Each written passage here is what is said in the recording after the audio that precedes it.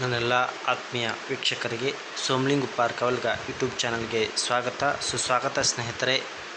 ಇವತ್ತು ನಾವು KSET Karnataka state level eligibility ಟೆಸ್ಟ್ನ ಬಗ್ಗೆ ಮಾಹಿತಿಯನ್ನು ಪಡ್ಕೊಳ್ತಾ ಇದ್ದೇವೆ ಸ್ನೇಹಿತರೆ. ಇದು 2018ನೇ ಸಾಲಿನಲ್ಲಿ ಕೆಸೆಟ್ನಲ್ಲಿ ಕೇಳಲಾದ ಜನರಲ್ ಪೇಪರ್ನಲ್ಲಿ ಪರೀಕ್ಷೆಗಳನ್ನು ನಾವು ಇವತ್ತು ನೋಡೋಣ ಸ್ನೇಹಿತರೆ. ಇದರಲ್ಲಿ ನಾವು ಇದರ ಟೈಮಿಂಗ್ ಎಷ್ಟಿರ್ತದೆ ಅಂದರೆ 1 ಗಂಟೆ, maximum marks 100 marks, total question of ನಮ್ಮ 50 ಇರ್ತವೆ ಸ್ನೇಹಿತರೆ. ಮೊಟ್ಟ ಮೊದಲನೇದಾಗಿ ನಾವು ಅಭ್ಯರ್ಥಿಗಳಿಗೆ ಸೂಚನೆಗಳನ್ನು ನೋಡೋಣ. ಈ ಪುಟದ ಮೇಲ್ಪಂಕ್ತಿಯಲ್ಲಿ ಒದಗಿಸಿದ ಸ್ಥಳದಲ್ಲಿ ನಿಮ್ಮ ರೋಲ್ ನಂಬರನ್ನು ಬರೆಯಿರಿ. ಈ ಪತ್ರಿಕೆಯು 50 ಬಹು ಆಯ್ಕೆ ವಿಧದ ಪ್ರಶ್ನೆಗಳನ್ನು ಒಳಗೊಂಡಿರುತ್ತದೆ. ಪರೀಕ್ಷೆ ಪ್ರಾರಂಭವಾದಾಗ ಪ್ರಶ್ನೆ ಪತ್ರಿಕೆಯನ್ನು ನಿಮಗೆ ನೀಡಲಾಗುವುದು. ಮೊದಲ 5 ನಿಮಿಷಗಳಲ್ಲಿ ನೀವು ಪುಸ್ತಕೆಯನ್ನು ತೆರೆಯಲು ಹಾಗೂ ಕೆಳಗಿನಂತೆ ಕಡ್ಡಾಯವಾಗಿ ಪರೀಕ್ಷಿಸಲು ಕೋರಲಾಗಿದೆ. ಪ್ರಶ್ನೆ ಪತ್ರಿಕೆ ಪ್ರವೇಶ ಅವಕಾಶ ಪಡೆಯಲು ಈ ಹೊದಿಕೆ ಪುಟದ ಅಂಚಿನ ಮೇಲಿರುವ ಪೇಪರ್ ಸೀಲನ್ನು ಹರಿಯಿರಿ. ಸ್ಟಿಕ್ಕರ್ ಸೀಲ್ ಇಲ್ಲದ ಹಾಗೂ ತೆರೆದ ಪುಸ್ತಕೆಯನ್ನು ಸ್ವೀಕರಿಸಬೇಡಿ. ಪುಸ್ತಕೆಯಲ್ಲಿ ಪ್ರಶ್ನೆ ಸಂಖ್ಯೆ ಹಾಗೂ ಪುಟಗಳ ಸಂಖ್ಯೆಯನ್ನು ಮುಖಪುಟದ ಮೇಲೆ ಮುದ್ರಿಸಿದ ಮಾಹಿತಿಯೊಂದಿಗೆ ತಾಳೆ ನೋಡಿರಿ. ಪುಟಗಳು ಪ್ರಶ್ನೆಗಳ ಕಾಣೆಯಾದ ಹಾಗೂ ದ್ವಿಪ್ರತಿ ಹಾಗೂ ಅನುಕ್ರಮವಿಲ್ಲದ ಹಾಗೂ ಇತರ ಯಾವುದೇ ವ್ಯತ್ಯಾಸದ ದೋಷಪೂರಿತ ಪ್ರಶ್ನೆ ಪತ್ರಿಕೆ ಕೂಡಲೇ 5 ನಿಮಿಷ ಅವಧಿಯೊಳಗೆ ಸಮೀಕ್ಷಕರಿಂದ ಸರಿ ಇರುವ ಪುಸ್ತಕೆಗೆ ಬದಲಾಯಿಸಿಕೊಳ್ಳಿ. ಆ ಬಳಿಕ ಪ್ರಶ್ನೆ ಪತ್ರಿಕೆಯನ್ನು ಬದಲಾಯಿಸಿಕೊಳ್ಳಲಾಗುವುದಿಲ್ಲ. ಯಾವುದೇ ಹೆಚ್ಚು ಸಮಯವನ್ನು ಕೊಡಲಾಗುವುದಿಲ್ಲ. ಪ್ರತಿಯೊಂದು ಪ್ರಶ್ನೆಗೂ A, B, C ಮತ್ತು D ಎಂದು ಗುರುತಿಸಿದ 4 ಪರ್ಯಾಯ ಉತ್ತರಗಳಿವೆ. ನೀವು ಪ್ರಶ್ನೆಯ ಎದುರು ಸರಿಯಾದ ಉತ್ತರದ ಮೇಲೆ ಕೆಳಗಿನ ಕಾಣಿಸಿದಂತೆ ಅಂಡಾಕೃತಿಯನ್ನು ಕಪ್ಪಾಗಿರಿಸಬೇಕು. ಉದಾಹರಣೆಗೆ C ಯನ್ನು ಸರಿಯಾದ ಉತ್ತರವಾಗಿದ್ದಲ್ಲಿ ಈ ರೀತಿ ಮಾಡಬೇಕು. ಸ್ನೇಹಿತರೆ, ಇಲ್ಲಿ ನಾವು ನೋಡಿರ್ತಲ್ಲ ಈ ರೀತಿ ಮಾಡಬೇಕು. ಈ ಪ್ರಶ್ನೆ ಪತ್ರಿಕೆ ಜೊತೆಯಲ್ಲಿ ಕೊಟ್ಟಿರುವ OMR ಹಾಳೆಯಲ್ಲಿ ನಿಮ್ಮ ಉತ್ತರವನ್ನು ಸೂಚಿಸತಕ್ಕದ್ದಲ್ಲಿ OMR ಹಾಳೆಯಲ್ಲಿರುವ ಅಂಡಾಕೃತಿಯಲ್ಲದೆ ಬೇರೆ ಯಾವ ಸ್ಥಳದಲ್ಲಿ ಉತ್ತರವನ್ನು ಗುರುತಿಸಿದರೆ ಅದರ ಮೌಲ್ಯಮಾಪನ ಮಾಡಲಾಗುವುದಿಲ್ಲ. OMR ಉತ್ತರ ಹಾಳೆಯಲ್ಲಿ ಕೊಟ್ಟ ಸೂಚನೆಯನ್ನು ಜಾಗರೂಕತೆಯಿಂದ ಓದಿರಿ. ಪ್ರಶ್ನೆ ಪುಸ್ತಿಕೆಯಲ್ಲಿ 1ರಲ್ಲಿ ಕೊಟ್ಟಿರುವ ಪುಸ್ತಕ ಸಂಖ್ಯೆಯನ್ನು OMR ಹಾಳೆಯಲ್ಲಿ ಕಡ್ಡಾಯವಾಗಿ ನಮೂದಿಸಬೇಕು. ಎಲ್ಲ ಕರಡು ಕೆಲಸವನ್ನು ಪುಸ್ತಕೆಯ ಕೊನೆಯಲ್ಲಿ ಮಾಡತಕ್ಕದ್ದು. ನಿಮ್ಮ ಗುರುತುಗಳನ್ನು ಬಹಿರಂಗಪಡಿಸಬಹುದಾದ ನಿಮ್ಮ ಹೆಸರು ಮತ್ತು ಯಾವುದೇ ಚಿಹ್ನೆಯನ್ನು ಸಂಗತವಾಗಿ ಸ್ಥಳ ಹೊರತುಪಡಿಸಿ ಉತ್ತರ ಹಾಳೆಯ ಯಾವುದೇ ಭಾಗದಲ್ಲಿ ಬರೆದರೆ ನೀವು ಅನರ್ಹತೆಗೆ ಬಾಧ್ಯರಾಗಿರುತ್ತೀರಿ. ಪರೀಕ್ಷೆ ಮುಗಿದ ನಂತರ ಕಡ್ಡಾಯವಾಗಿ OMR ಉತ್ತರ ಹಾಳೆಯನ್ನು ಸಮೀಕ್ಷಕರಿಗೆ ನೀವು ಹಿಂತಿರುಗಿಸಬೇಕು ಮತ್ತು ಪರೀಕ್ಷೆ ಕೊಠಡಿ ಹೊರಗೆ OMR ಉತ್ತರದೊಂದಿಗೆ ಕೊಂಡೊಯ್ಯಕೂಡದು. ಪರೀಕ್ಷೆ ನಂತರ ಪರೀಕ್ಷಾ ಪ್ರಶ್ನೆ ಪತ್ರಿಕೆ ಮತ್ತು ನಕಲು OMR ಉತ್ತರ ಹಾಳೆಯನ್ನು ನಿಮ್ಮೊಂದಿಗೆ ತೆಗೆದುಕೊಂಡು ಹೋಗಬಹುದು. ನೀಲಿ ಅಥವಾ ಕಪ್ಪು ಬಾಲ್ ಪೆನ್ ಮಾತ್ರವೇ ಉಪಯೋಗಿಸಿರಿ. ಕ್ಯಾಲ್ಕುಲೇಟರ್, ವಿದ್ಯುನ್ಮಾನ ಉಪಕರಣ ಹಾಗೂ ಲಾಗ್ ಟೇಬಲ್ ಇತ್ಯಾದಿಯ ಉಪಯೋಗವನ್ನು ನಿಷೇಧಿಸಲಾಗಿದೆ. ಸರಿಯಲ್ಲದ ಉತ್ತರಗಳಿಗೆ ಋಣ ಅಂಕ ಇರುವುದಿಲ್ಲ. ಕನ್ನಡ ಮತ್ತು ಇಂಗ್ಲಿಷ್ ಆವೃತ್ತಿಗಳ ಪ್ರಶ್ನೆ ಪತ್ರಿಕೆಯಲ್ಲಿ ಯಾವುದೇ ರೀತಿಯ ವ್ಯತ್ಯಾಸ ಕಂಡು ಬಂದಲ್ಲಿ ಇಂಗ್ಲಿಷ್ ಆವೃತ್ತಿ ಅಂತಿಮವೆಂದು ಪರಿಗಣಿಸಲಾಗುವುದು. ಇದು ಪರೀಕ್ಷೆಗೆ ತೆಗೆದುಕೊಳ್ಳುವಂತಹ ಒಂದು ನೀತಿ ನಿಯಮಗಳ ಬಗ್ಗೆ ನಾವು ನೋಡಿದ್ದೇವೆ ಸ್ನೇಹಿತರೆ. ಈ ಮೊದಲ ಸಂಚಿಕೆಯಲ್ಲಿ ಇದರ ಬಗ್ಗೆ ಮಾಹಿತಿ, ಮುಂಬರುವ ಸಂಚಿಕೆಯಲ್ಲಿ ಇರುವುದಿಲ್ಲ. ಇವಾಗ ನಾವು ಪ್ರಶ್ನೆ ನೋಡೋಣ ಸ್ನೇಹಿತರೆ. ಈ ಕೆಳಗಿನ ವಾಕ್ಯವರಿಂದ ಎಚ್ಚರಿಕೆಯಿಂದ ಓದಿ 1ರಿಂದ 5ನೇ ವರೆಗಿನ ಪ್ರಶ್ನೆಗಳಿಗೆ ಉತ್ತರಿಸಿರಿ ಅಂತದೆ. ಈ ಒಂದು ವ್ಯಾಖ್ಯೆ ಕೊಟ್ಟಿದ್ದಾರೆ ಸ್ನೇಹಿತರೆ. ಈ ವ್ಯಾಖ್ಯೆಯನ್ನು ಓದಿಕೊಂಡು ಸರಿಯಾಗಿ ನೀವು ಅಭ್ಯಾಸ ಮಾಡಿಕೊಂಡು 1ರಿಂದ 5ರ ಒಂದು ಪ್ರಶ್ನೆ ಸಂಖ್ಯೆಗಳಿಗೆ ನೀವು ಉತ್ತರಿಸಬಹುದು ಸ್ನೇಹಿತರೆ. ಆ ಉತ್ತರಗಳು ಈ ಕೆಳಗಳಂತೆ ಇರುತ್ತವೆ. ಒಂದು ಸಲ ಚೆನ್ನಾಗಿ ಅಭ್ಯಾಸ ಮಾಡಿ ಸ್ನೇಹಿತರೆ. ನೋಡಿ ಇದು ಹೇಗಿದೆ ಅಂತ ಇನ್ನರ್ಧ ಭಾಗ ಇಲ್ಲಿನೂ ಕೊಟ್ಟಿದ್ದಾರೆ. ನೀವು ಸರಿಯಾಗಿ ಅಭ್ಯಾಸ ಮಾಡಿ ಕೆಳಗಿನ ಉತ್ತರಗಳನ್ನು ಪಡ್ಕೋಬೋದು ಸ್ನೇಹಿತರೆ. ನಾನು ಈ ಕೆಳಗಿನಂತೆ ಪ್ರಶ್ನೆಗಳಿಗೆ ಉತ್ತರವನ್ನು ಕೊಡಲು ರೆಡಿಯಾಗಿದ್ದೇನೆ. ಬಿಳಿ ಮನುಷ್ಯನ ಹೊರೆಯು ಇದನ್ನು ಆಧರಿಸಿದೆ. ಬಿಳಿ ಮನುಷ್ಯ ಯಾವುದರ ಹೊರೆಯನ್ನು ಹೊಂದಿದ್ದಾನೆ ಅಂತ ಹೇಳ್ತಾರೆ ಸ್ನೇಹಿತರೆ. ಬಿಳಿ ಮನುಷ್ಯನ ಹೊರೆ ಏನನ್ನು ಆಧರಿಸಿದೆ ಅಂತ ನೀವು ತಿಳ್ಕೋಬೇಕಾದ್ರೆ ಆತ ಶ್ರೇಷ್ಠತೆಯ ಒಂದು ಕಲ್ಪನೆ ಹೊಂದಿದ್ದಾನೆ ಅಂತ ಅರ್ಥ ಸ್ನೇಹಿತರೆ. ಶ್ರೇಷ್ಠತೆಯ ತಪ್ಪು ಕಲ್ಪನೆ ಹೊಂದಿದ್ದಾನೆ. ಹಾಗೆಯೇ ಎರಡನೇದು, ಈ ಪ್ಯಾಸೇಜ್ನಲ್ಲಿ ಉತ್ತರ ಉಲ್ಲೇಖಿಸುವುದು ಯಾವ ವಿಷಯಕ್ಕೆ ಸಂಬಂಧಿಸಿದಂತೆ ಅಂತಂದ್ರೆ ಸಾಮ್ರಾಜ್ಯಶಾಹಿ ಯುರೋಪ್ನ ರಾಷ್ಟ್ರಗಳು ಅಂತ ಕರೀತಾರೆ ಸ್ನೇಹಿತರೆ. ತೃತೀಯ ಜಗತ್ತಿನ ವಾತಾವರಣ ಕಾಪಾಡಲು ಪಶ್ಚಿಮದ ಪ್ರಯತ್ನವನ್ನು ಲೇಖಕರು ಹೀಗೆಂದು ವಾದಿಸುತ್ತಾರೆ. ಈ ಒಂದು ವಾಕ್ಯದಲ್ಲಿ ಅಂದ್ರೆ ತೃತೀಯ ಜಗತ್ತನ್ನು ತೊಂದರೆದಾಯಕ ಅಂತ ಕರೀತಾರೆ ಸ್ನೇಹಿತರೆ. ಅವರು ತೃತೀಯ ಜಗತ್ತನ್ನು ತೊಂದರೆದಾಯಕ ಅಂತ ಕರೀತಾರೆ. ಅವರು ತೃತೀಯ ಜಗತ್ತನ್ನು ತೊಂದರೆದಾಯಕ ಅಂತ ಕರೀತಾರೆ ಸ್ನೇಹಿತರೆ. ಪ್ರಶ್ನೆ ಸಂಖ್ಯೆ 4ರಲ್ಲಿ ಏನು ಕೊಟ್ಟಿದ್ದಾನೆ ಅಂದ್ರೆ ಭಾರತೀಯ ನಾಗರಿಕತೆಯು ಯಾವ ಮಹತ್ತರವೆಂದು ಲೇಖಕರ ದೃಷ್ಟಿಕೋನವಾಗಿದೆ ಅಂತ ಕೇಳ್ತಾರೆ ಸ್ನೇಹಿತರೆ. ಭಾರತೀಯ ನಾಗರಿಕತೆಯ ಮಹತ್ತರ ಏನು ಅಂತಂದರೆ ಪ್ರಜಾಪ್ರಭುತ್ವದ ಬಹುತ್ವ ಹೊಂದಿದೆ ಅಂತ ಹೇಳ್ತಾರೆ ಸ್ನೇಹಿತರೆ. ಅಂದರೆ ಪ್ರಜಾಪ್ರಭುತ್ವ ಒಂದು ಬಹುತ್ತರವಾಗಿದೆ ಅಂತ ಈ ಒಂದು ಸಂದರ್ಭದಲ್ಲಿ ಉಲ್ಲೇಖಿಸಲಾಗುತ್ತದೆ ಸ್ನೇಹಿತರೆ. ಈಗ ಪ್ರಶ್ನೆ ಸಂಖ್ಯೆ 5ರಲ್ಲಿ ದಕ್ಷಿಣವನ್ನು ವಸಾಹತು ಮುಕ್ತಗೊಳಿಸುವಿಕೆಗೆ ಏನೆಂದು ಕರೆಯುತ್ತಾರೆ ಅಂತ ಕೇಳ್ತಾರೆ ಸ್ನೇಹಿತರೆ. ಇದರಲ್ಲಿ ದಕ್ಷಿಣವನ್ನು ವಸಾಹತುಶಾಹಿತ್ವಕ್ಕೆ ಏನೆಂದು ಕರೆಯುತ್ತಾರೆ ಅಂದ್ರೆ ಉತ್ತರ ವಸಾಹತುಶಾಹಿತ್ವ ಮುಕ್ತಗೊಳಿಸುವುದಕ್ಕೆ ಅಗತ್ಯವಿದೆ ಅಂತ ಹೇಳ್ತಾರೆ ಸ್ನೇಹಿತರೆ. ಪ್ರಶ್ನೆ ಸಂಖ್ಯೆ 6 ನೇರವಾದ ಪ್ರಶ್ನೆ ಸ್ನೇಹಿತರೆ. ಇದು ಭೌತಿಕ ಮಾರ್ಗ ಮಾಹಿತಿ ಪ್ರಸರಣ ಸಂಭವಿಸುವಿಕೆ ಯಾವುದಕ್ಕೆ ಸಂಬಂಧಿಸಿದೆ ಅಂತ ಕೇಳ್ತಾರೆ ಸ್ನೇಹಿತರೆ. ಇದನ್ನು ಸಹ ನಾವು ಚಾನಲ್ ವ್ಯವಸ್ಥೆಗೆ ಸಂಬಂಧಿಸಿದೆ ಅಂತ ಹೇಳ್ಬೋದು ಸ್ನೇಹಿತರೆ. MIPS ಎಂದರೆ ಏನು ಅಂತ ಕೇಳ್ತಾರೆ ಸ್ನೇಹಿತರೆ. MIPS ಅಂದರೆ ಮಿಲಿಯನ್ ಇನ್ಸ್ಟ್ರಕ್ಷನ್ ಫಾರ್ ಸೆಕೆಂಡ್, ಅಂದರೆ ಮಿಲಿಯನ್ ಸೂಚನೆಗಳ 1 ಸೆಕೆಂಡಿಗೆ ಅಂತ ನಾವು ಉಪಯೋಗಿಸಬಹುದು ಸ್ನೇಹಿತರೆ. ಅಂದರೆ ಇದಕ್ಕೆ ಈ ಪ್ರಶ್ನೆಗೆ ಇದು ಸರಿಯಾದ ಉತ್ತರವಾಗಿರುತ್ತದೆ ಸ್ನೇಹಿತರೆ. ಪ್ರಶ್ನೆ ಸಂಖ್ಯೆ 8 ನೋಡಬೇಕಾದ್ರೆ ಪ್ರಶ್ನೆ ಸಂಖ್ಯೆ 8ರಲ್ಲಿ ಅಂದರೆ ಧ್ವನಿ ಮತ್ತು ಕಂಪ್ಯೂಟರ್ ಡೇಟಾ ನಿರ್ವಹಿಸಲು ಗುಣಮಟ್ಟಗಳಿರುವಂತೆ ಹೆಚ್ಚುವರಿ ದೂರವಾಣಿ ಸಾಮರ್ಥ್ಯಗಳನ್ನು ಒದಗಿಸುತ್ತದೆ. ತಾಮ್ರದ ದೂರವಾಣಿ ಮಾರ್ಗವನ್ನು ನಾಶ ಮಾಡದೆ ಇದನ್ನು ಕರೆಯುತ್ತಾರೆ. ಅಂದರೆ ಯಾವ ಒಂದು ಮಾಧ್ಯಮದ ಮೂಲಕ ಕರೆಯುತ್ತಾರೆ ಅಂದರೆ ಇಂಟಿಗ್ರೇಟೆಡ್ ಸೇವೆಯ ಡಿಜಿಟಲ್ ನೆಟ್ವರ್ಕ್ ಅಂತ ಕರೀತಾರೆ ಸ್ನೇಹಿತರೆ. ಇಂಟಿಗ್ರೇಟೆಡ್ ಸೇವೆಯ ಡಿಜಿಟಲ್ ನೆಟ್ವರ್ಕ್ ಅಂತ ಕರೀತಾರೆ ಅಂತ ಹೇಳ್ತಾರೆ ಸ್ನೇಹಿತರೆ. ಹಾರುಬೂದಿ ಎಂದರೆ ಏನು ಅಂತ ಕರೀತಾರೆ ಸ್ನೇಹಿತರೆ. ಹಾರುಬೂದಿ ಅಂದರೆ ಉಷ್ಣ ವಿದ್ಯುತ್ ಸ್ಥಾವರಗಳಲ್ಲಿ ಉತ್ಪತ್ತಿಯಾಗುವುದು ಅಂತ ಕರೀತಾರೆ ಸ್ನೇಹಿತರೆ. ಪ್ರಶ್ನೆ ಸಂಖ್ಯೆ 10ರಲ್ಲಿ ನಾವು ನೋಡಬೇಕಾದ್ರೆ ಪ್ರಶ್ನೆ ಸಂಖ್ಯೆ 10 ಯಾವ ವಿಷಯಕ್ಕೆ ಸಂಬಂಧಿಸಿದೆ ಅಂತ ನೋಡಬೇಕು ಅಂತಂದರೆ ಅರಣ್ಯ ನೀತಿ ಕಾಳಜಿ ವಹಿಸು ಮತ್ತು ಹಂಚಿಕೋ ಇದಕ್ಕೆ ಅನ್ವಯಿಸುತ್ತದೆ ಅಂತ ಅಂದರೆ JFMCS ಅಂತ ಕರೀತಾರೆ ಸ್ನೇಹಿತರೆ. ಕಾಳಜಿ ವಹಿಸು ಮತ್ತು ಇದಕ್ಕೆ ಹೊಂದಿಸುವಂಥದ್ದು ಇದಕ್ಕೆ ಕರೀತಾರೆ. ಈ ಪರಿಸರ ವ್ಯವಸ್ಥೆಯು ಭೂಮಿ ಮತ್ತು ಸಮುದ್ರದ ಪರಿಸರ ವ್ಯವಸ್ಥೆ ನಡುವಿನ ವ್ಯವಸ್ಥಿತ ಸಂಪರ್ಕವನ್ನು ರಚಿಸುತ್ತದೆ ಅಂತಂದರೆ ಮ್ಯಾಂಗ್ರೋವ್ ಕಾಡುಗಳು ಈ ಒಂದು ವ್ಯವಸ್ಥೆಗೆ ಹೊಂದಿಕೊಂಡು ಹೋಗ್ತಾವ ಅಂತ ಹೇಳ್ತಾರೆ ಸ್ನೇಹಿತರೆ.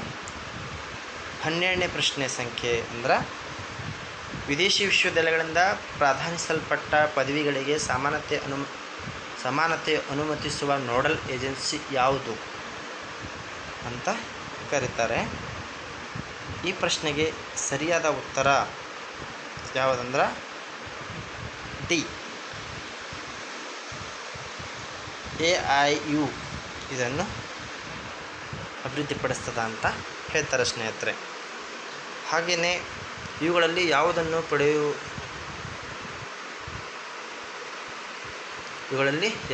ಪಡೆಯುತ್ತಿರುವ ವಿದ್ಯಾರ್ಥಿಗಳ ಪ್ರಯೋಜನಕ್ಕಾಗಿ ಸರ್ಕಾರವು ವಿದ್ಯಾಲಕ್ಷ್ಮಿ ವೆಬ್ ಪೋರ್ಟಲ್ ಪ್ರಾರಂಭಿಸುತ್ತಿದೆ. ವಿದ್ಯಾಲಕ್ಷ್ಮಿ ವೆಬ್ ಪೋರ್ಟಲ್ ಯಾವ ವಿಷಯಕ್ಕೆ ಸಂಬಂಧಿಸಿದೆ ಅಂತ ಹೇಳ್ತಾರೆ ಸ್ನೇಹಿತರೆ.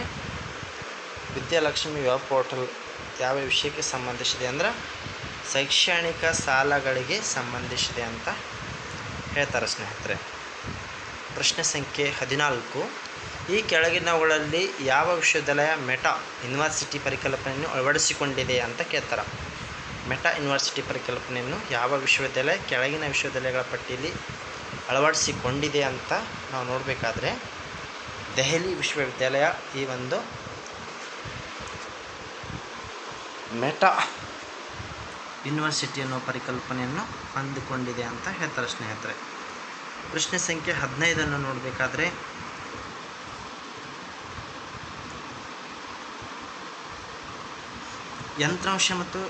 ತಂತ್ರಾಂಶ ಮತ್ತು ಯಂತ್ರಾಂಶಗಳ ಸಂಯೋಜನೆಯು ಎರಡು ಭಾಗಗಳ ಒಂದೇ ಲ್ಯಾನ್ ಸಂಪರ್ಕಿಸುವ ಅಥವಾ ಎರಡು ಹೊಂದಬಲ್ಲ ಲ್ಯಾನ್ಗಳ ಸಂದೇಶವನ್ನು ನಿರ್ದೇಶಿಸುವುದು ಸರಿಯಾದ ನೋಡ್ಗಳಿಗೆ ಕರೆಯುತ್ತಾರೆ.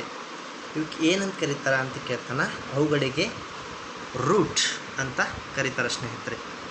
ಆ ಒಂದು ವ್ಯವಸ್ಥೆಗೆ ರೂಟ್ ಅಂತ ಕರೀತಾರೆ.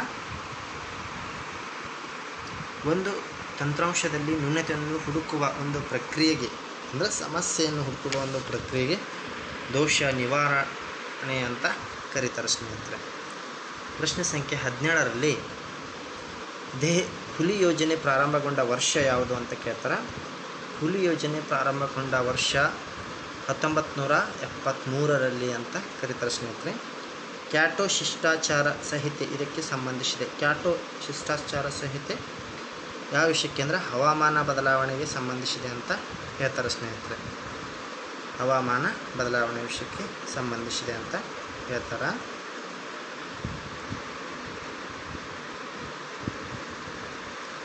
ಆಮೇಲೆ ಭಾರತ ಪ್ರಥಮ ಕರತ ವಿಶ್ವವಿದ್ಯಾಲಯ ಮತ್ತು ವಾಸ್ತವ ವಿಶ್ವವಿದ್ಯಾಲಯ ಕಾರ್ಯಾಚರಣೆಗೊಂಡ ರಾಜ್ಯ ಯಾವುದು ಅಂತ ಕೇಳ್ತಾರೆ ಸ್ನೇಹಿತರೆ. ತಮಿಳುನಾಡಿನಲ್ಲಿ ಈ ಒಂದು ವಿಶ್ವವಿದ್ಯಾಲಯ ಸ್ಥಾಪನೆಗೊಂಡಿದೆ ಅಂತ ಹೇಳ್ಬೋದು ಸ್ನೇಹಿತರೆ. ಅಂದರೆ ತಮಿಳುನಾಡಿನಲ್ಲಿ ಈ ಒಂದು ವಿಶ್ವವಿದ್ಯಾಲಯ ಸ್ಥಾಪನೆಗೊಂಡಿತ್ತು. ಪ್ರಶ್ನೆ ಸಂಖ್ಯೆ 20ರಲ್ಲಿ ನಾವು ನೋಡಬೇಕಾಗುತ್ತೆ. ಮೈಸೂರಿನಲ್ಲಿ 103ನೇ ಭಾರತೀಯ ವಿಜ್ಞಾನ ಕಾಂಗ್ರೆಸ್ ಅನ್ನು ಉದ್ಘಾಟಿಸಿದವರು ಯಾರು ಅಂತ ಕೇಳ್ತಾರೆ. ಪ್ರಶ್ನೆ ಸಂಖ್ಯೆ 20ರಲ್ಲಿ ಮೈಸೂರಿನಲ್ಲಿ ನಡೆದ 103ನೇ ಭಾರತೀಯ ವಿಜ್ಞಾನ ಕಾಂಗ್ರೆಸ್ಸನ್ನು ಉದ್ಘಾಟಿಸಿದ ವ್ಯಕ್ತಿ ಯಾರು ಅಂತ ಕೇಳ್ತಾರೆ. ಆ ವ್ಯಕ್ತಿ ಯಾರಪ್ಪ ಅಂತಂದ್ರೆ ನರೇಂದ್ರ ಮೋದಿಯವರು. ಇತ್ತೀಚೆಗೆ ನಡೆದಿತ್ತಲ್ಲ ಆ ಒಂದು ಉದ್ಘಾಟನಾ ಸಮಾರಂಭವನ್ನು ಉದ್ಘಾಟಿಸಿದವರು ಪ್ರಧಾನಮಂತ್ರಿಗಳಾದ ನರೇಂದ್ರ ಮೋದಿಯವರು. ಈಗ ನಾವು ನೋಡ್ತೇವೆ 21ರಿಂದ 25ನೇ ಪ್ರಶ್ನೆ ಸಂಖ್ಯೆಗೆ ಒಂದು ಕೋಷ್ಟಕ ಕೊಟ್ಟಿರ್ತಾರೆ ಸ್ನೇಹಿತರೆ. ನೀವು ಇದನ್ನು ಸರಿಯಾಗಿ ಅಭ್ಯಾಸಿಸಿ ಮುಂದಿನ ಪ್ರಶ್ನೆಗಳಿಗೆ ಉತ್ತರಿಸಬೇಕಾಗುತ್ತೆ. ಇವುಗಳನ್ನು 30 ತರಗತಿಗಳಲ್ಲಿ ಭೌತಶಾಸ್ತ್ರ ಅಭ್ಯಾಸ ಮಾಡುತ್ತಿರುವ ಒಟ್ಟು ವಿದ್ಯಾರ್ಥಿಗಳ ಪ್ರತಿನಿಧಿಗಳಾಗಿರ್ತಾರೆ. ಬಿ ಪ್ರಶ್ನೆ ಸಂಖ್ಯೆ ಇದೆ, ಒಟ್ಟು ರಸಾಯನ ಅಭ್ಯಸಿಸುತ್ತಿರುವ ವಿದ್ಯಾರ್ಥಿಗಳ ಪ್ರತಿನಿಧಿ ಅಂತ ಕರೀತಾರೆ. ಸಿ 40 ಒಟ್ಟು ಗಣಿತಶಾಸ್ತ್ರ ಅಭ್ಯಸಿಸುತ್ತಿರುವ ವಿದ್ಯಾರ್ಥಿಗಳ ಪ್ರತಿನಿಧಿಗಳಂತ ಕರೀತಾರೆ ಸ್ನೇಹಿತರೆ. 12 ವಿದ್ಯಾರ್ಥಿಗಳು ಗಣಿತಶಾಸ್ತ್ರವನ್ನು ಹೊರತುಪಡಿಸಿ ಭೌತ ಮತ್ತು ರಾಸಾಯನಶಾಸ್ತ್ರ ಅಭ್ಯಸಿಸುತ್ತಾರೆ. 16 ವಿದ್ಯಾರ್ಥಿಗಳು ಭೌತಶಾಸ್ತ್ರವನ್ನು ಹೊರತುಪಡಿಸಿ ರಾಸಾಯನಶಾಸ್ತ್ರ ಮತ್ತು ಗಣಿತಶಾಸ್ತ್ರವನ್ನು ಅಭ್ಯಸಿಸುತ್ತಾರೆ. 4 ವಿದ್ಯಾರ್ಥಿಗಳು ಭೌತಶಾಸ್ತ್ರ, ರಾಸಾಯನಶಾಸ್ತ್ರ ಮತ್ತು ಗಣಿತಶಾಸ್ತ್ರವನ್ನು ಕೂಡಿ ಅಭ್ಯಸಿಸುತ್ತಾರೆ. ಹಾಗಾದರೆ 21ನೇ ಪ್ರಶ್ನೆ ಹೀಗಿದೆ ಅಂತ ಸ್ನೇಹಿತರೆ. ಯಾವುದೇ ವಿದ್ಯಾರ್ಥಿ ರಾಸಾಯನಶಾಸ್ತ್ರವನ್ನು ಮಾತ್ರ ಅಧ್ಯಯನ ಮಾಡದೆ ಒಟ್ಟಾರೆ ಎಷ್ಟು ವಿದ್ಯಾರ್ಥಿಗಳ ರಾಸಾಯನಶಾಸ್ತ್ರವನ್ನು ಅಭ್ಯಸಿಸುತ್ತಾರೆ? ಅಂದರೆ ಯಾವುದೇ ವಿದ್ಯಾರ್ಥಿ ರಾಸಾಯನಶಾಸ್ತ್ರವನ್ನು ಮಾತ್ರ ಅಧ್ಯಯನ ಮಾಡದೆ ಒಟ್ಟಾರೆ ಎಷ್ಟು ವಿದ್ಯಾರ್ಥಿಗಳು ರಾಸಾಯನಶಾಸ್ತ್ರವನ್ನು ಅಧ್ಯಯನ ಮಾಡುತ್ತಾರೆ? ಅಂದರೆ ಈ ಒಂದು ಸರ್ಕಲ್ನಲ್ಲಿ ಎಷ್ಟು ಜನ ವಿದ್ಯಾರ್ಥಿಗಳು ರಾಸಾಯನಶಾಸ್ತ್ರವನ್ನು ಅಧ್ಯಯನ ಮಾಡ್ತಾರೆ ಅಂತ ಈ ಒಂದು ಪ್ರಶ್ನೆ ಇದೆ ವಿದ್ಯಾರ್ಥಿಗಳೇ.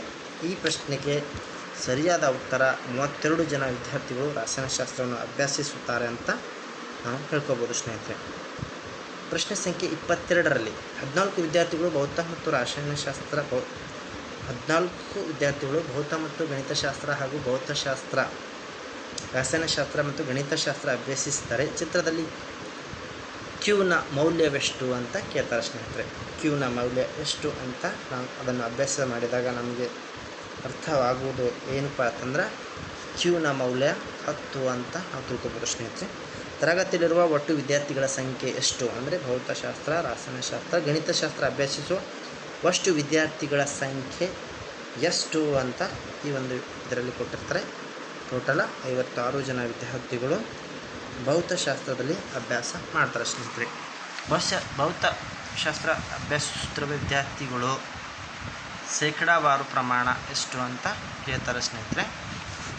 ಭೌತಶಾಸ್ತ್ರವನ್ನೇ ಅಭ್ಯಾಸ ಮಾಡುವ ಒಂದು ಇದರಲ್ಲಿ ಶೇಕಡಾವಾರು ಪ್ರಮಾಣ ಎಷ್ಟು ಅಂದರೆ ಶೇಕಡ 53% ಅಂತ ಕೇಳ್ತಾರೆ. ಗಣಿತ ಮಾತ್ರ ಅಭ್ಯಸಿಸುತ್ತಿರುವ ಸಂಖ್ಯೆಗೆ ಹೋಲಿಸಿದರೆ ಭೌತಶಾಸ್ತ್ರ ಮಾತ್ರ ಅಭ್ಯಸಿಸುವವರ ಸಂಖ್ಯೆಯನ್ನು ಅನುಪಾತದಲ್ಲಿ ಬರೆಯಿರಿ ಅಂತ ಕೇಳ್ತಾರೆ. ಅನುಪಾತದಲ್ಲಿ ಬರೆಯಿರಿ ಅಂತ ಕೇಳಿದಾಗ ಈ ಪ್ರಶ್ನೆಗೆ ಅನುಪಾತ 0.4% 0.4 ಅಂತ ಕರಿಬೋದು ಸ್ನೇಹಿತರೆ. ಆಮೇಲೆ ಸಂಶೋಧನಾ ಪ್ರಾಕಲ್ಪನೆಯು ಒಂದು ಸಂಶೋಧನೆ ಎನ್ನುವಂಥದ್ದು ಒಂದು ಪ್ರಾಕಲ್ಪನೆಯಾಗಿದೆ. ಇದೊಂದು ತಾತ್ಕಾಲಿಕ ಪ್ರಮೇಯ ಅಂತ ಕರೀತಾರೆ ಸ್ನೇಹಿತರೆ.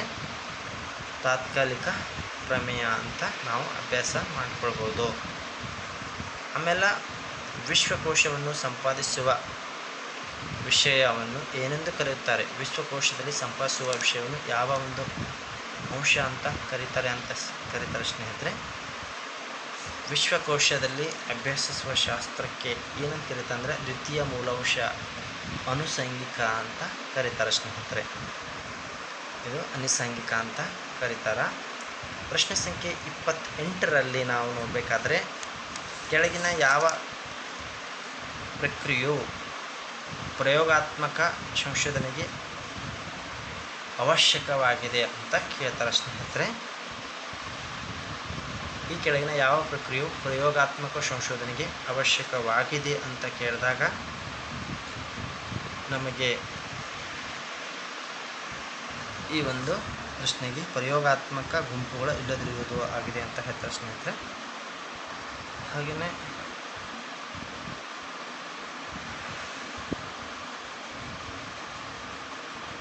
ಒಂದು ಮೂಲ ಗ್ರಂಥಕ್ಕೆ ಸಂಬಂಧಿಸಿದ 2 ಅಥವಾ ಹೆಚ್ಚು ಅನುಕ್ರಮ ಅಡ್ಡಿಪಟ್ಟಿಗಳನ್ನು ಕೊಡುವಾಗ ಈ ಕೆಳಗಿನವುಗಳಲ್ಲಿ ಯಾವುದನ್ನು ಬಳಸುತ್ತಾರೆ? 2 ಅಥವಾ ಹೆಚ್ಚು ಅಡ್ಡಿಪಟ್ಟಿಗಳನ್ನು ಕೊಡುವಾಗ ಈ ಕೆಳಗಿನವುಗಳಲ್ಲಿ ಯಾವುದನ್ನು ನಾವು ಬಳಸುತ್ತೇವೆ ಅಂತ ಕೇಳ್ತಾರೆ. IBID ಅಂತ ಹೇಳ್ತಾರೆ ಸ್ನೇಹಿತರೆ. ತತ್ಕ್ಷಣ ಅನುಷ್ಠಾನಗೊಳಿಸುವ ಉದ್ದೇಶದಿಂದ ಕೈಗೆತ್ತಿಕೊಳ್ಳಲಾಗುವ ಸಂಶೋಧನೆಯನ್ನು ಹೀಗೆಂದು ಕರೆಯುತ್ತಾರೆ. ತತ್ಕ್ಷಣ ಅನುಷ್ಠಾನಗೊಳಿಸುವ ಉದ್ದೇಶದಿಂದ ಕೈಗೆತ್ತಿಕೊಳ್ಳುವ ಸಂಶೋಧನೆಯನ್ನು ಹೀಗೆ ಕರೆಯುತ್ತಾರೆ ಅಂದರೆ ತಕ್ಷಣವಾದ ಕ್ರಿಯಾ ಯೋಜನೆ ಅಂತ ಕರೀತಾರೆ. ಆ್ಯಕ್ಷನ್ ಪ್ಲ್ಯಾನ್ ಅಂತ ಇದಕ್ಕೆ ಇಂಗ್ಲೀಷ್ನಲ್ಲಿ ಕರೀತಾರೆ ಸ್ನೇಹಿತರೆ. ಹಾಗೆಯೇ ಇವುಗಳಲ್ಲಿ ಯಾವುದನ್ನು ಒಂದು ಪುಸ್ತಕ ದಿನಗಳಲ್ಲಿ ಅತ್ಯಂತ ಪರಿಣಾಮಕಾರಿಯಾದ ಕಲಿಕಾ ವಿಧಾನವಾಗಿದೆ ಅಂತ ನಾವು ನೋಡ್ಕೋಬೋದು ಸ್ನೇಹಿತರೆ. ಅತ್ಯಂತ ಪರಿಣಾಮಕಾರಿಯಾದ ಕಲಿಕೆ ವಿಧಾನ ಯಾವುದು ಅಂತ ಕೇಳ್ತಾರೆ ಈ ಒಂದು ಅಧ್ಯಯನದಲ್ಲಿ. ಇದರಲ್ಲಿ ಮಿಶ್ರ ಕಲಿಕೆ ಅಂತ ನಾವು ಅಭ್ಯಾಸ ಮಾಡ್ಬೋದು ಸ್ನೇಹಿತರೆ. ಮಿಶ್ರ ಕಲಿಕೆ ಅಂತ ಅಭ್ಯಾಸ ಮಾಡ್ಬೋದು. ಹಾಗೆಯೇ 32ನೇ ಪ್ರಶ್ನೆ, ಇವುಗಳಲ್ಲಿ ಯಾವುದನ್ನು ಮೌಲ್ಯಯುತ ಶಿಕ್ಷಣದ ಗುರಿಯಾಗಿದೆ? ಈ ಕೆಳಗಿನವುಗಳಲ್ಲಿ ಯಾವುದನ್ನು ಮೌಲ್ಯಯುತ ಶಿಕ್ಷಣದ ಗುರಿಯಾಗಿದೆ ಅಂತ ಕೇಳ್ತಾರೆ. ನೈತಿಕ ಮೌಲ್ಯಗಳನ್ನು ಅಂತರ್ಗತಗೊಳಿಸುವುದು ಅಂತ ನಾವು ಅಭ್ಯಾಸ ಮಾಡ್ಕೋಬೋದು ಸ್ನೇಹಿತರೆ. ನೈತಿಕ ಮೌಲ್ಯಗಳನ್ನು ನಾವು ತಿಳ್ಕೊಳ್ಳೋಕ್ಕೆ ಇದನ್ನು ಮೌಲ್ಯಯುತ ಶಿಕ್ಷಣದ ಗುರಿಯಾಗಿದೆ ಅಂತ ಹೇಳ್ತಾರೆ. ಡ್ಯಾಶ್ ಕಲಿಕೆಯಲ್ಲಿ ಉಪನ್ಯಾಸವು ಒಂದು ಕನಿಷ್ಠ ಪರಿಣಾಮಕಾರಿಯಾಗಿದೆ ಅಂದರೆ ಯಾವುದರ ಕಲಿಕೆಯಲ್ಲಿ ಒಂದು ಉಪನ್ಯಾಸವು ಪರಿಣಾಮವಾದ ಕಲಿಕೆಯಾಗಿದೆ ಅಂತಂದ್ರೆ ಕೌಶಲ್ಯ ಕಲಿಕೆಯಲ್ಲಿ ಉಪನ್ಯಾಸ ಒಂದು ಕನಿಷ್ಠ ಪ್ರಮಾಣಕಾರಿಯಾಗಿದೆ ಅಂತ ಕರೀತಾರೆ. ಒಬ್ಬ ಶಿಕ್ಷಕನು ಬೋಧನೆಗಾಗಿ ಈ ಕೆಳಗಿನ ಯಾವ ತಂತ್ರವನ್ನು ಬಳಸುತ್ತಾನೆ? ಶಿಕ್ಷಕನಾದವನು ಕೆಳಗಿನ ಯಾವ ತಂತ್ರವನ್ನು ಬಳಸಿಕೊಂಡು ತನ್ನ ಬೋಧನೆಯನ್ನು ಕೈಗೊಳ್ಳುತ್ತಾನೆ ಅಂತ ಕೇಳ್ತಾರೆ ಸ್ನೇಹಿತರೆ. ಈ ಪ್ರಶ್ನೆಗೆ ಸರಿಯಾದ ಉತ್ತರ 3 ಅಂದ್ರೆ ಉಪನ್ಯಾಸ ಹಾಗೂ ಪರಸ್ಪರ ವಿಚಾರ ವಿನಿಮಯ, ಮಾದರಿ ಉಪನ್ಯಾಸ ಮತ್ತು ತಂಡ ಕಾರ್ಯ ಅಂದರೆ ಬಿ ಇದಕ್ಕೆ ಸರಿಯಾದ ಉತ್ತರ ಅಂತ ನಾವು ಈ ಒಂದು ಸಂದರ್ಭದಲ್ಲಿ ತಿಳ್ಕೊಬೋದಾಗಿದೆ ಸ್ನೇಹಿತರೆ. ಹಾಗೆ 35ನೇ ಪ್ರಶ್ನೆ, ಕೆಳಗಿನ ಯಾವುದನ್ನು ಉಪನ್ಯಾಸದ ಮಾದರಿ ಅಲ್ಲ ಅಂದರೆ ಕೆಳಗಿನ ಯಾವುದನ್ನು ಉಪನ್ಯಾಸದ ಮಾದರಿ ಅಲ್ಲ ಅಂತ ಕೇಳ್ತಾರೆ. ಅಂದರೆ ಬಂಜ ಗುಂಪು, ಮಿದುಳು ದಾಳಿ, ಮಾದರಿ ಮಾತ್ರ ಇವುಗಳನ್ನು ಇರ್ತವೆ. ಗಾಳಿ ಮಾತು ಉಪನ್ಯಾಸದ ಒಂದು ಮಾದರಿ ಅಲ್ಲ ಅಂತಂದರೆ ಸುಳ್ಳು ಹೇಳೋದು ಮೊದಲು. ಭಾರತದಲ್ಲಿ ಮೊಟ್ಟ ಮೊದಲು FM ಕೇಂದ್ರ ಸ್ಥಾಪನೆಯಾದದ್ದು ಎಲ್ಲಿ ಅಂತಂದರೆ ಅಥವಾ ಯಾವಾಗ ಸ್ಥಾಪನೆಯಾದದ್ದು ಯಾವಾಗ ಅಂತ ಕೇಳ್ತಾರೆ. ಜುಲೈ 23, 1977ರಲ್ಲಿ ಈ ಒಂದು ಭಾರತದಲ್ಲಿ ಪ್ರಪ್ರಥಮ ರೇಡಿಯೋ FM ರೇಡಿಯೋ ಕೇಂದ್ರ ಸ್ಥಾಪನೆ ಆಯಿತು ಅಂತ ಕರೀತಾರೆ ಸ್ನೇಹಿತರೆ. ಹಾಗೆಯೇ 37ನೇ ಪ್ರಶ್ನೆ, ESD ಅಥವಾ NSD ಅಥವಾ DD ಅಥವಾ DCDಗಳಿಗೆ ಸಮಾನವಾದ ಒಂದು ಅಂಶವೆಂದರೆ ಈ ಎಲ್ಲದಕ್ಕೂ ಸಮಾನವಾದ ಒಂದು ಅಂಶ ಯಾವುದು ಅಂತ ಕರೀತಾರೆ ಸ್ನೇಹಿತರೆ. ಮಾಲೀಕತ್ವ ಅಂತ ನಾವು ಅಭ್ಯಾಸ ಮಾಡಬೇಕಾಗುತ್ತೆ ಸ್ನೇಹಿತರೆ. ಭಾರತದಲ್ಲಿ ಸರ್ಕಾರದ ನೀತಿ ಹಾಗೂ ಮಾಹಿತಿಯನ್ನು ಈ ಮಾಧ್ಯಮಗಳಿಗೆ ವಿತರಿಸುವ ಕೇಂದ್ರ ಸರ್ಕಾರದ ಸಂಸ್ಥೆ ಯಾವುದು? ಭಾರತದಲ್ಲಿ ಸರ್ಕಾರದ ನೀತಿ ಹಾಗೂ ಮಾಹಿತಿಯನ್ನು ಮಾಧ್ಯಮಗಳಿಗೆ ವಿತರಿಸುವ ಕೇಂದ್ರ ಸರ್ಕಾರದ ಸಂಸ್ಥೆ ಯಾವುದು ಅಂತಂದರೆ PIB ಇದನ್ನು ಸಂಸ್ಥೆ ಹೊರಡಿಸ್ತದೆ ಸ್ನೇಹಿತರೆ. ಈ ಕೆಳಗಿನ ಯಾವ ಪತ್ರಿಕೆಯ ಪ್ರಕಾಶಕರು ಎಂಪ್ಲಾಯ್ಮೆಂಟ್ ನ್ಯೂಸ್ ಪತ್ರಿಕೆಯನ್ನು ಪ್ರಕಟಿಸುತ್ತಾರೆ? ಎಂಪ್ಲಾಯ್ಮೆಂಟ್ ನ್ಯೂಸ್ ಪತ್ರಿಕೆ ಅಂದರೆ ಯೋಜನಾ ಅನ್ನುವ ಪತ್ರಿಕೆಯನ್ನು ಪ್ರಕಟಣೆ ಮಾಡ್ತದೆ ಸ್ನೇಹಿತರೆ. ಹಾಗೆಯೇ ಪ್ರಶ್ನೆ ಸಂಖ್ಯೆ 40, ವ್ಯಾಪಾರ ಸಂವಹನ AIDA ಮಾದರಿ ಏನನ್ನು ವಿವರಿಸುತ್ತದೆ ಅಂತ ಕೇಳ್ತಾರೆ ಸ್ನೇಹಿತರೆ. ಇದನ್ನು ಆ್ಯಕ್ಷನ್, ಇಂಟ್ರೆಸ್ಟ್, ಡಿವೈಸ್ ಆ್ಯಕ್ಷನ್, ಗಮನಿಸು, ಆಸಕ್ತಿ, ಆಸೆ, ಪ್ರಕ್ರಿಯೆ ಅನ್ನುವಂಥದ್ದನ್ನು ಈ ಒಂದು ಸಂಸ್ಥೆ ವಿವರಿಸ್ತದ ಅಂತ ನಾವು ಹೇಳ್ಬೋದು ಸ್ನೇಹಿತರೆ. ಅಂದರೆ ಈ ಒಂದು ಪ್ರಕ್ರಿಯೆಯನ್ನು ಅದು ಮಾಡ್ತದ ಅಂತ ಹೇಳ್ತಾರೆ ಸ್ನೇಹಿತರೆ. ಪ್ರಶ್ನೆ ಸಂಖ್ಯೆ 41 ಏನನ್ನು ವ್ಯವಸ್ಥೆ? ಕೆಳಗಿನವುಗಳಲ್ಲಿ 2 ವಾಕ್ಯವನ್ನು ಕೊಡಲಾಗಿದೆ. 1 ಮತ್ತು 2 ಯಾವ ವಾದ ಪ್ರಬಲವಾಗಿದೆ ಮತ್ತು ಯಾವ ವಾದ ದುರ್ಬಲವಾಗಿದೆ ಎಂದು ನಿರ್ಧರಿಸಿ. ಕೆಳಗಿನಲ್ಲೂ ಸರಿಯಾದ ಉತ್ತರವನ್ನು ಆರಿಸಿ. ಭಾರತ ಚುನಾವಣೆಯಲ್ಲಿ ಮತದಾನ ಪ್ರತಿ ಅರ್ಹ ನಾಗರಿಕನಿಗೆ ಕಡ್ಡಾಯ ಮಾಡಬೇಕು. ವಾದ: ಹೌದು, ಭಾರತವು ಚುನಾವಣೆಗಳಲ್ಲಿ ತುಂಬ ವೆಚ್ಚ ಮಾಡುತ್ತಿರುತ್ತದೆ. ಇದು ಭಾರತದ ಸಂದರ್ಭಗಳಲ್ಲಿ ಬಹಳ ಮುಖ್ಯ ಮತ್ತು ಎಲ್ಲರೂ ಮತದಾನ ಮಾಡಬೇಕು. ಭಾರತವನ್ನು ನಿಜವಾದ ಪ್ರಜಾಪ್ರಭುತ್ವ ದೇಶ ಮಾಡಲು ಇಲ್ಲ. ಈ ಕ್ಷಣದಲ್ಲಿ ವಿಷಯವನ್ನು ಕಡ್ಡಾಯ ಮಾಡಿದರೆ ಇದು ಕಾರ್ಯಕ್ಷಮತೆ ಪಡೆಯುವ ರೀತಿ ನಿಜವಾದ ಪ್ರಜಾಪ್ರಭುತ್ವಕ್ಕೆ ಅಲ್ಲ ಅಂತ ಹೇಳ್ತಾರೆ ಸ್ನೇಹಿತರೆ. ಈ ಪ್ರಶ್ನೆಗೆ ಸರಿಯಾದ ಉತ್ತರ ಕೇವಲ 1 ಮಾತ್ರ ಪ್ರಬಲವಾಗಿದೆ, ಅಂದರೆ 1 ಮಾತ್ರ ಇದರಲ್ಲಿ ಸರಿಯಾಗಿದೆ ಅಂತ ಹೇಳ್ತಾರೆ ಸ್ನೇಹಿತರೆ. ಅಂದರೆ ಈ ಮಾತು ಇದು ಸರಿಯಾಗಿದೆ ಅಂತ ಹೇಳ್ತಾರೆ ಸ್ನೇಹಿತರೆ.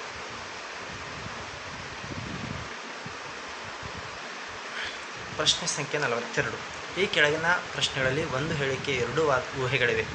1 ಮತ್ತು 2 ಊಹೆ ಎಂದಾದರೆ ಏನಾದರೂ ಆಗಿರಬೇಕೆಂದುಕೊಳ್ಳೋದು ಮತ್ತು ಭಾವಿಸುವುದು. ಈ ಕೆಳಗಿನ ಹೇಳಿಕೆ ಮತ್ತು ಊಹೆಗಳನ್ನು ನೋಡಿ ಯಾವ ಊಹೆ ಹೇಳಿಕೆಯಲ್ಲಿ ಸೂಚ್ಯವಾಗಿರುತ್ತದೆ ಎಂದು ತಿಳಿಸಿ.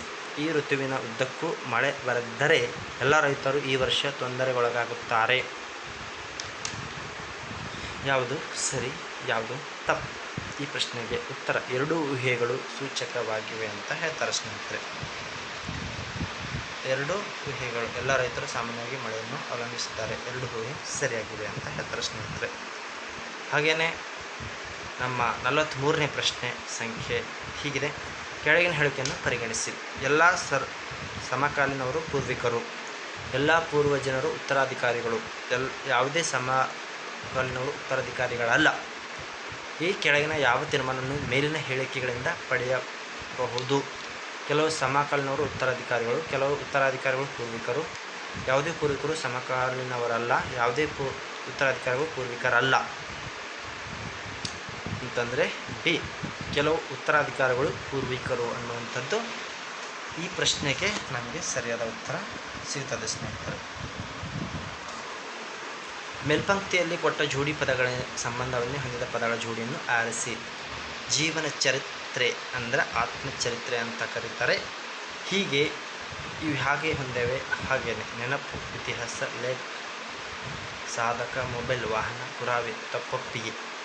ಇದರಲ್ಲಿ ಯಾವುದು ಸರಿ ಅಂತ ಕೇಳ್ತಾರೆ ಸ್ನೇಹಿತರೆ. ಪುರಾವೆ, ತಪ್ಪೊಪ್ಪಿಗೆ ಅಂತ ಕರೀತಾರೆ ಸ್ನೇಹಿತರೆ.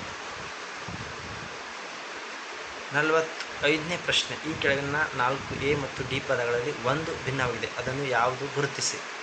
ಶಹನಾಯ್, ಕೊಳಲು, ಕಹಳೆ, ಪಿಟೀಲು. ಪ್ರಶ್ನೆ ಸಂಖ್ಯೆ 45 ಉತ್ತರ ಪಿಟೀಲು ಅಂತ ನಾವು ಉತ್ತರಿಸಬಹುದು ಸ್ನೇಹಿತರೆ. ಅಂದರೆ ಶಹಯಾನ್, ಕೊಳಲು ಮತ್ತು ಕಹಳೆ ಇದು ಒಬ್ಬರು ಹೆಸರು, ಪಿಟೀಲು ಇನ್ನೊಬ್ಬರು ಉಪಯೋಗಿಸ್ತಾರೆ ಸ್ನೇಹಿತರೆ. A, B ಮತ್ತು C ಒಂದು ಕೆಲಸವನ್ನು ಒಟ್ಟಾರೆ 10 ದಿನಗಳಲ್ಲಿ ಮಾಡಬಹುದು. ಅವರು 3 ಜನ ಒಟ್ಟಾಗಿ ಕೆಲಸ ಮಾಡಲು ಶುರು ಮಾಡಿದರೆ 4 ದಿನ ನಂತರ A ಕೆಲಸದಿಂದ ಹೊರ ನಡೆದರೆ, ತದನಂತರ B ಮತ್ತು C ಒಟ್ಟಾಗಿ 10 ದಿನಗಳಲ್ಲಿ ಕೆಲಸ ಮುಗಿಸಿದರೆ ಆಗ A ಒಬ್ಬನೇ ಎಷ್ಟು ದಿನಗಳಲ್ಲಿ ಈ ಕೆಲಸವನ್ನು ಮಾಡಬಲ್ಲನು? ಎಷ್ಟು ದಿನ ಮಾಡ್ಬೋದು ಅಂತ ಇದಕ್ಕೆ A ಒಬ್ಬನೇ ಈ ಕೆಲಸವನ್ನು ಅದೇ ಕೆಲಸವನ್ನು 25 ದಿನಗಳಲ್ಲಿ ಮಾಡಿ ಮುಗಿಸಬಹುದು ಅಂತ ಕೇಳ್ತಾರೆ ಸ್ನೇಹಿತರೆ. ಈ ಕೆಳಗಿನ ಸರಣಿಗಳನ್ನು ಪೂರ್ಣಗೊಳಿಸಿ ಅಂತ ಹೇಳ್ತಾರೆ. ನಾವು 132, 182, 306, 308, 552, 870 ಇವುಗಳಿಗೆ ಹೊಂದ್ಕೊಂಡಂತೆ ಕೆಳಗಿನ ಇನ್ನೊಂದು ಪದ ಯಾವುದು ಕೊಟ್ಟಿರ್ತಾರೆ ಆ ಪದವನ್ನು ನಾವು ಕಂಡುಹಿಡಿಬೇಕು ಅಂತ ಹೇಳ್ತಾರೆ ಸ್ನೇಹಿತರೆ. ಈ ಸಂದರ್ಭದಲ್ಲಿ ಈ ಕೆಳಗಿನ ಪದಕ್ಕೆ ಸರಿಯಾದ ಉತ್ತರ ಏನಪ್ಪ ಅಂತಂದ್ರೆ 1992 ಇದಕ್ಕೆ ಸರಿಯಾದ ಉತ್ತರ. PURCHASE ಸಂಕೇತವನ್ನು ಬಳಸಿ PRHSEACU ಎಂದು ಬರೆದರೆ SUITABLE ಸಂಕೇತವನ್ನು ಬಳಸಿ ಹೇಗೆ ಬರೆಯಬಹುದು ಅಂತ ಇದು ಕೋಡಿಂಗ್ ಡಿಕೋಡಿಂಗ್ನಲ್ಲಿ ಬರುತ್ತೆ ಸ್ನೇಹಿತರೆ. ಈ ರೀತಿ ನಾವು ಆ ಪ್ರಶ್ನೆಗೆ ಆನ್ಸರ್ ಮಾಡಬಹುದು. SIALEDTU ಅಂತ ಬರಿಬೇಕು ಸ್ನೇಹಿತರೆ. ಇದಕ್ಕೆ ಏನು ಸಂಬಂಧ ಅದ ನೋಡಿ ಇದನ್ನು ನಾವು ಬರಿಬೇಕಾಗುತ್ತೆ ಸ್ನೇಹಿತರೆ. ಅದಕ್ಕಾಗಿ ಇದನ್ನು ನೋಡಬೇಕು ಸ್ನೇಹಿತರೆ. 49ನೇ ಪ್ರಶ್ನೆ ಆಗಿದೆ ನೋಡಿ ಸ್ನೇಹಿತರೆ. 7 ಸೇಬುಗಳ ಬೆಲೆ 3 ಕಲ್ಲಂಗಡಿಗಳ ವೆಚ್ಚಕ್ಕೆ ಸಮನಾಗಿರುತ್ತದೆ. 2 ಕಲ್ಲಂಗಡಿಗಳ ಬೆಲೆ 1 ಸೇಬು ಮತ್ತು 5 ಕಿತ್ತಳೆ ವೆಚ್ಚಕ್ಕೆ ಸಮನಾಗಿರುತ್ತದೆ. ನಿಮ್ಮ ಹತ್ತಿರ 30 ಕಿತ್ತಳೆಯನ್ನು ಖರೀದಿಸಲು ಸಾಕಷ್ಟು ಹಣವಿದ್ದರೆ ನೀವು ಎಷ್ಟು ಸೇಬುಗಳನ್ನು ಇದೇ ಹಣದಲ್ಲಿ ಖರೀದಿಸಬಹುದು ಅಂತ ಕೇಳ್ತಾರೆ ಸ್ನೇಹಿತರೆ. ಅಂದರೆ ನೀವು ಎಷ್ಟು ಸೇಬು ಹಣ್ಣನ್ನು ಇದೇ ವೆಚ್ಚದಲ್ಲಿ ಖರೀದಿ ಮಾಡಬಹುದು ಅಂತ ಕೇಳ್ತಾರೆ. ಈ ಪ್ರಶ್ನೆಗೆ ಉತ್ತರ 22 ಅಂತ ನಾವು ಬರಿಬೇಕಾಗುತ್ತೆ. ಹಾಗೆಯೇ ಏನ ಅವರು ವೃತ್ತಾಕಾರದ ಮೈದಾನದಲ್ಲಿ ಗಂಟೆಗೆ 1 ಸುತ್ತಿನ ವೇಗದಲ್ಲಿ ಕ್ರಮಿಸಬಲ್ಲನು. ಬಿ ಗಂಟೆಗೆ 6 ಸುತ್ತುಗಳನ್ನು 1 ಗಂಟೆಯಲ್ಲಿ ಕ್ರಮಿಸಬಲ್ಲನು. ಅವನು 7:30 AM ಅದೇ ಪಾಯಿಂಟ್ನಿಂದ ಒಂದೇ ದಿಕ್ಕಿನಲ್ಲಿ ಕ್ರಮಿಸಲು ಆರಂಭಿಸಿದನು. ಅವನು ಮೊದಲಿಗೆ ಪರಸ್ಪರ ದಾಟಿದರು ಅಂದರೆ ಯಾವ ಸಂದರ್ಭದಲ್ಲಿ ಇಬ್ಬರು ಕೂಡ್ತಾರ ಅಂತ ಕೇಳ್ತಾರೆ ಸ್ನೇಹಿತರೆ. ಈ ಪ್ರಶ್ನೆಗೆ ಉತ್ತರ 7.42 ಅಂತ ಬರಿಬೇಕಾಗುತ್ತೆ ಸ್ನೇಹಿತರೆ. ಇದನ್ನು ಕೆಸೆಟ್ ಮೈಸೂರು ವಿಶ್ವವಿದ್ಯಾಲಯ ಕರ್ನಾಟಕ ಲೆವೆಲ್ನಲ್ಲಿ ಒಂದು ನಡೆಸುವ ಪರೀಕ್ಷೆಗಳ ಸಾಮಾನ್ಯ ಪತ್ರಿಕೆಯನ್ನು ಅಭ್ಯಾಸ ಮಾಡಿದ್ದೇವೆ ಸ್ನೇಹಿತರೆ. ಮತ್ತೆ ಮುಂದಿನ ಸಂಚಿಕೆಯಲ್ಲಿ ಹೊಸ ವಿಷಯದೊಂದಿಗೆ ಹಾಗೂ ಇನ್ನೊಂದು ಪ್ರಶ್ನೆ ಪತ್ರಿಕೆಯೊಂದಿಗೆ ಭೇಟಿಯಾಗೋಣ. ಅಲ್ಲಿವರೆಗೂ ಧನ್ಯವಾದಗಳು. Thank you for watching.